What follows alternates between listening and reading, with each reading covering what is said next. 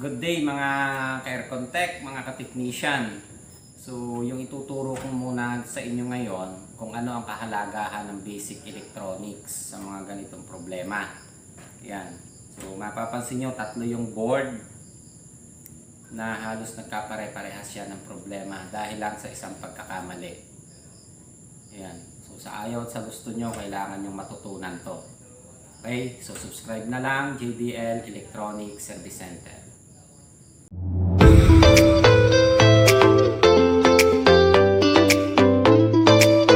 So bago ko umpisahan yung ating i-discuss ngayon, ipapaliwanag ko muna yung kahalagahan ng AC at DC voltage. So dapat alam natin. And katulad nitong isang bridge diode na ito. Yan. Itong isang bridge diode na ito na dapat alam natin. So ito yung ipapaliwanag lang natin. Dapat alam natin kung paano i-check at alam natin kung paano gamitin. Okay? So ito yung makikita nyo, yung bridge diode na ito. Ito yung kadalasan nakikita nyo doon sa ating board na pinakita, yung 3-tanner na board. O 3-tanner na aircon natin. Okay? So umpisahan natin sa AC boards and DC. Ano ang pagkakaiba ng AC at saka yung ating DC voltage? So ang AC sign natin, yan. Ang DC sign natin, yan. Okay, so maliwanag na. Alternating current kung tawagin natin, o yung direct na kuryente na pumapasok sa atin, o yung ginagamit nating source. Yung DC, direct current. So maliwanag na ito ha. Lilinawin lang natin ng konti. And ito yung diode na pinakita ko sa inyo. So itong diode na ito, parang ilang beses ko na ito pinaulit-ulit. So ayan, yung bridge diode natin. Ayan. So medyo malaki na. Okay, so ang laman niyan, 4 na diode. Mag-drawing. Yan. Okay. So yan ang laman ng diode na ito. Kung titingnan nyo sa diagram. And kung susundan natin, ito yung negative. Ito yung positive. Ito yung AC in. Yan. Okay. So malinaw na yung bridge diode natin na yan. So ang pumasok dito, AC. AC voltage. Ang lumabas dito, kapag pinasukan ng AC, yan. Positive, negative, DC voltage. Yon. Ibig sabihin, direct current. So magkaiba yan. Pumasok si AC, lumabas si DC. Okay? So malinaw na. Okay, balikan ko kaya papakita ko sa inyo yung board.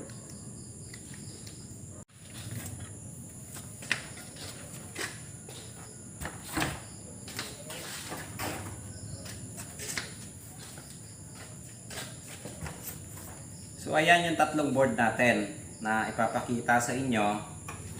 Yung pinakita ko sa inyo na diode, ito yan. Yan. Okay. So magkakapareha silang board. Itong tatlo na to. Yan. So pare-pareha siya na may diode. Pare-pareha siyang kinabitan ng diode. Okay. So ginawa na ito ng ating mga kasamahang technician and parang hindi nila napaandar dahil maaaring hindi nila alam ang pacing ng diode na ginagamit natin. So mapapansin nyo ito ha, papakita ko sa inyo. Yung diode natin, may sign na nakikita kayo dito. Yun. Positive and AC, nandito yung pangalan. So, pareha sila dyan. Ginaya nila lahat ng pacing. Magkakapareha sila. Yan. Nakikita yung pangalan na yan. Yan. Isang board natin, ayun. Ganon din siya naka-pacing. Okay. Kakalasin ko itong tatlong diode na ito ah. Yan. Okay. And ipapakita ko sa inyo ang pagkakaiba niya.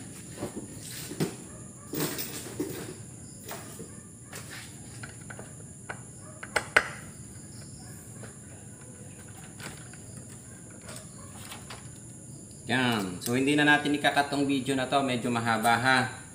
Yan. And sa mga nagpapa-shoutout, wala kasing script itong aming video. Yung ginagawa, yung vlog na ginagawa namin. Kaya, shoutout na lang ulit sa ating lahat. Ha? Yan. So, sa sunod na lang pag nagkaroon tayo ng oras.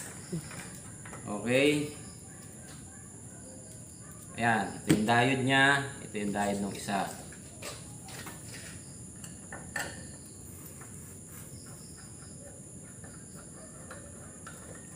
Magkakaiba ng may-ari ito ha. Itong tatlong board na ito. Magkakapareha sila pero magkakaiba ng may-ari. Yan. Ito yung isang diode. Okay, so ibababa ko muna ito para maluwag yung ating lamesa.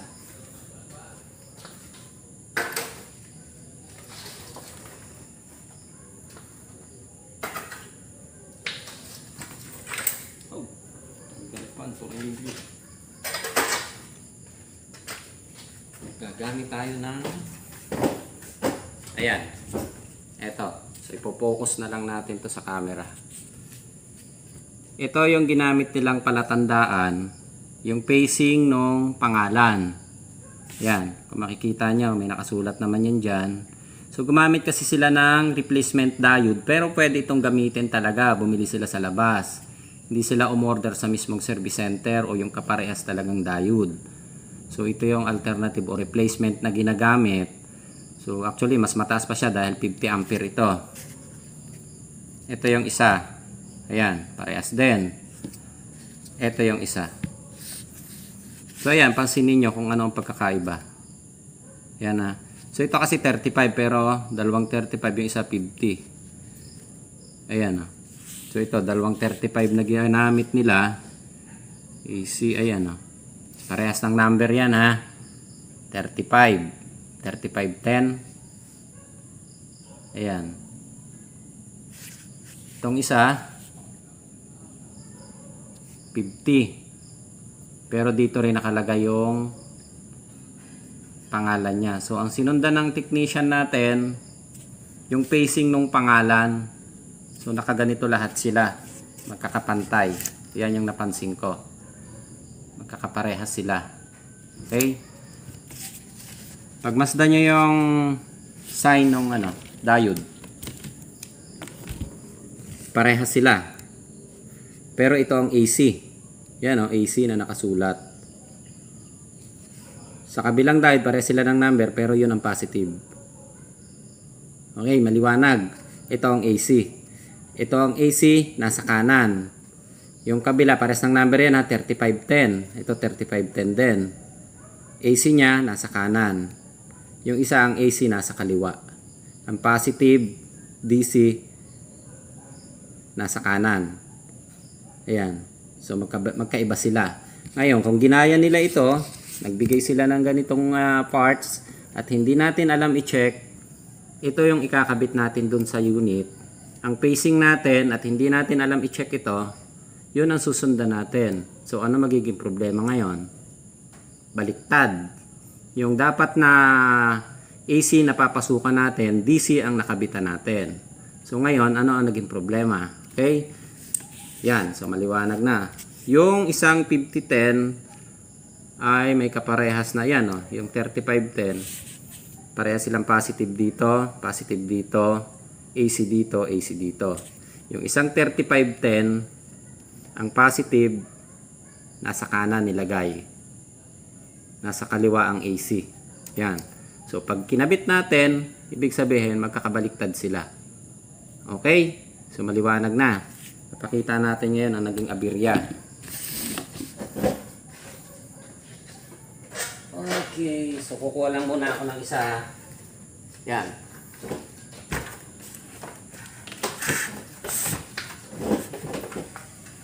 So sa ganito, importante makuha nyo kung alin ang AC.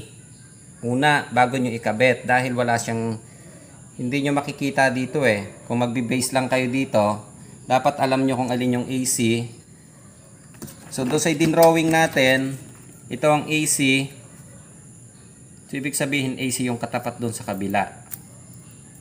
And ito yung ginamit yung DC na positive. So ito ang negative sa kabila. Ito, balikan nyo yung drawing natin. Yan.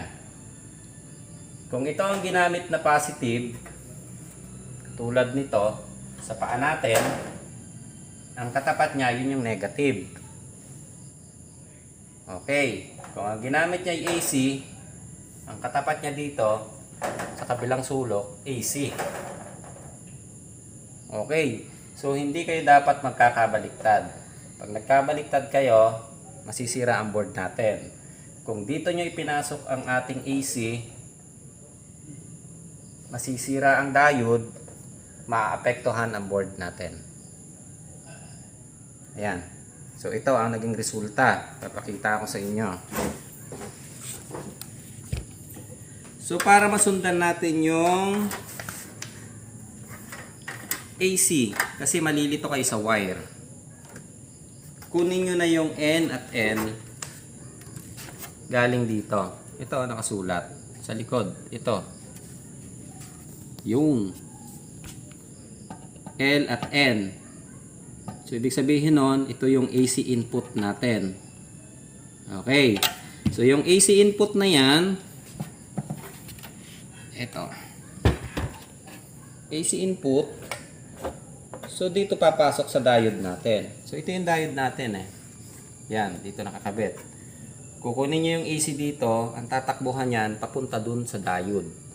Okay, so maliwanag yung paliwanag natin. Yan ah, para masundan natin. Okay, so ibabaser ko na lang. Yan. Kunin nyo yung AC dito o yung L para hindi kayo malito at mahanap nyo kung alin ang AC. Yan. Okay, kukunin natin yung dalawang wire. Ito kabila, dumaan pala ng relay siya. Yung sa X1. Yung ito sa tester na lang. Hindi nagbabaser yung tester ko eh. Yan. Okay, so ito yung N. Yung black. N black din dito na nakuha natin. So iba kasi ibang wire na ginagamit eh. Yan. So, tetesterin nyo siya para madali nyo masundan yung AC. So, wala namang problema kung baliktaran ang AC natin. Ang importante, makapanyo kung alin yung AC wire. Yung alternating current na tinatawag natin. So, ito yung isa. Yan. So, mababa ang palo niya sa tester dahil dumaan siya ng hindi pa nagsuswitch yung relay natin. So, ayan. So, ito yung AC line natin. Ngayon, yung ginagano natin, kung hindi nyo nakita yung pacing nito, DC ang masasalpakan nyo. Kung hindi nyo alam, i-check yung diode na ito. Okay. So, dahil ginaya lang natin kung paano natin binunot, hindi naman natin alam na iba pala ang terminal. Okay. So, kinabit natin dyan. Then, gumamit siya ng, dapat kasi red and black ang ginamit nila nito para hindi kayo malito. So, hahanapin nyo ang positive at negative nito ngayon. Okay. So, ang positive at negative na papasok dito sa dalawa na ito galing dito sa positive at negative ng capacitor. Yan. Okay. So, para madali nyong masundan. Kakapain nyo yung positive nya. So, ito positive and negative din to. Okay. So, positive si brown, negative si blue. So, may color code naman siya. Ayan. So positive si brown, negative si blue. Okay? So, katulad nito, brown, papunta siya dito. Okay, open pala ito. Dahil wala tayong reactor. Hindi pala nakakabit si reactor. So ayan, para malinaw lang, positive and negative. Hanapin nyo muna kung alin ang positive at negative dito. Ayan. And pinakamaganda dito sana, kung paano nyo binunot or magkabit kayo. Kung medyo nalilito kayo, kabitan nyo ng original diode. Kung saan ang supplier ng diode, yun din ang gagamitin yung value. Okay? Teka, lagyan natin ng reactor.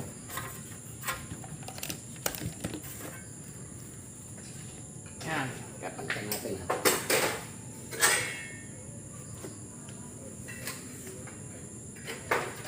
Ito.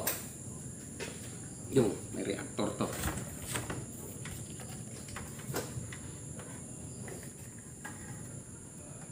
Yan. So yung blue. Ito yung supply ng IPM. Supply ng IPM galing doon sa capacitor. Ito yung negative natin na nakakabit doon sa ating PFC board o yung power board natin. Ayan. Ito yung brown. So ito yung positive natin. Ayan. So makikita nyo na din positive at negative. Sundan nyo dito. Alin yung papunta doon sa PFC board. So nakapahan nyo na kung alin ang positive nito. Kung ang positive nito, yung brown. Ayan o. Ito yung brown. So itong kinabitan ko. Kukunin rin nyo yung positive dito sa diode capacitor. So ang positive niyan, makikita nyo may nakasign yan dito ha. Positive. And madali nyo namang makikita yan. Yan. Nandito, medyo malabo yata sa camera natin. May positive yan dyan. So para makita nyo kaagad, kapag may guhit yung capacitor dito, ibig sabihin negative. Yung walang guhit sa tapat, yun yung positive. So ito yung positive niya. Yan. Ito. Yan. So yung tapat nung may guhit, yun yung negative. Okay. So yun lang ang pinuntahan yan. Hindi nyo na kailangang pahaba-habain ang pag-check nyo. Yung positive na sinupply nito at negative nito, papunta yan dito sa capacitor natin. Para maging direct current o DC voltage. So yung papasok dito sa capacitor, kasi babalik lang yan dito eh. Yan oh. May positive, ito yung black, ito yung red. Yung supply nito dumaan sa regulator, ilalabas niya, ibabalik niya doon sa capacitor. Tapos, capacitor na ito na yung i-out niya papunta sa IPM. Yun yung supply ng IPM natin. Okay, para mag-on. So, kung nagkamali ka ng tapping dito at ito ang nilagay mo sa AC, and yung supply ng AC, ang naikabit mo doon sa DC, masisira ang board natin. Ayan. So, ito yata buo ang PFC board nito. Sino ba may-ari nito? Okay. So, ito. Tingnan nyo yung board na nangyari. Yung positive at negative natin, dahil sa pagkakakabit ng baliktad na diode, yun. Shorted na siya. Okay. So, dahil lang doon sa maling pagkakabit natin ng diode, nasira yung PFC board. Okay. So, may kamahalan yung PFC board natin. Gagastos tayo dahil lang sa maling pagkakakabit natin ng diode. Ayan. Shorted na yan. Okay. So, yung IPM, tarang hindi naman pa siya nadamay dahil dumaan pa rin ang capacitor. So, maaaring good pa ang ating IPM. Ito yung pinaka main problem natin ngayon. Yung diode saka ito. So, maaaring buo pa ito dati dahil sa maling pacing ng ating diode, nasira yung PFC board natin. Okay. So, yung isang board. Yan. And yung palagi nating inuulit, may ano siya dito ha, spacer na ginagamit. Ito tinanggal na. Hindi siya pwedeng nakatikit sa metal, yung heatsink natin. Okay? So ito rin yung isa. Yung positive at negative natin. Ayan o, shorted din siya. Reverse natin. Yan. So dapat hindi siya papalo. Kapag pumalo siya, ibig sabihin shorted. I-reverse ko. Yan. So, shorted yung PFC board na natin. Papalitan na rin ang PFC board.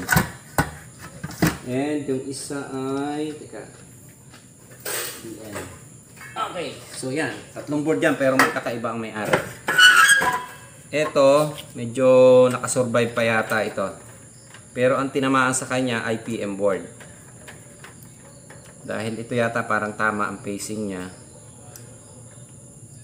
Yan, ikabit. Ayan, tingnan nyo siya.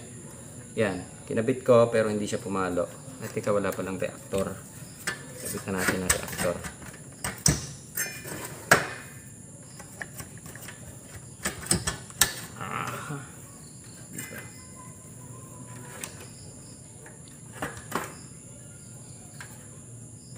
Yun.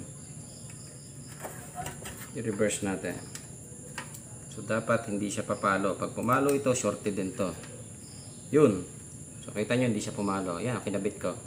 Yung ating monitoring tester. Oh. Yan. Hindi siya pumalo. So, i-reverse ko. Saka lang siya papalo. Yan. So, ibig sabihin, good yung ating PFC board. Yung pinapaulit natin, yung nakikita nyo lagi doon sa nilalabas natin. Yung PFC board na yan, ang laman yan, yung pinaka MOSFET na pinapalitan natin. Kaya lang siya IC type ang ginamit. Yan. Okay? So, maliwanag na. Tingnan nyo yung defective natin. Tanggalin ko ulit.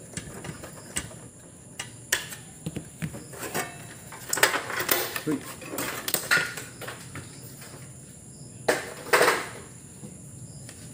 Balik natin si reactor. Yan. So, mahaba yung video natin ha. Dahil hindi ko na kinat yan. So, para matutunan natin, pagtiyagaan nyo na lang. Yan. So, ito yung PFC board natin. Ayan o. Short. Pumalo siya. So, dapat hindi siya papalo. I-reverse ko. Yun. Pumalo din siya. So, ibig sabihin, shorted na yung PFC natin. Okay? So, puputokin yung fuse nila. Kaya, mapapansin nyo bagong kabit yung fuse. Oh. Hindi na siya original. Kinabitan nila ng kinabitan, pumuputok lagi ang fuse. Dahil nag-short na yung PFC board natin. And, mali ang pacing ng pagkakakabit sa diode.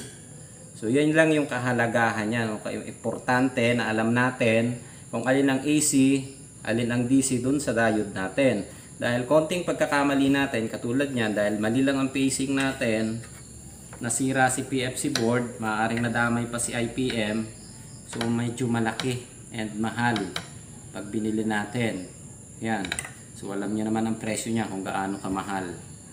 So madodoble-doble ang gastos natin. And i-shoulder ni customer. Or pag minamalas-malas pa, i-shoulder ni technician. Yan. So, okay na. Medyo maliwanag na ng konti. Yan. And, ano pa bang kulang natin dito? Okay na. Ito. And yun, yung mga nagpapa-shoutout, pasensya na. Dahil walang script yung aming ginagawa dito, hindi namin nalilista. And tuwing gabi lang talaga, kung alin yung mga isinalang namin ng gabing board, yun lang talaga yung nailalabas namin sa video dahil medyo marami din talaga tayong inaasikaso. Kaya sa lahat ng mga sumusuporta sa JDL Electronics, shout out sa ating lahat. Ayos! Okay!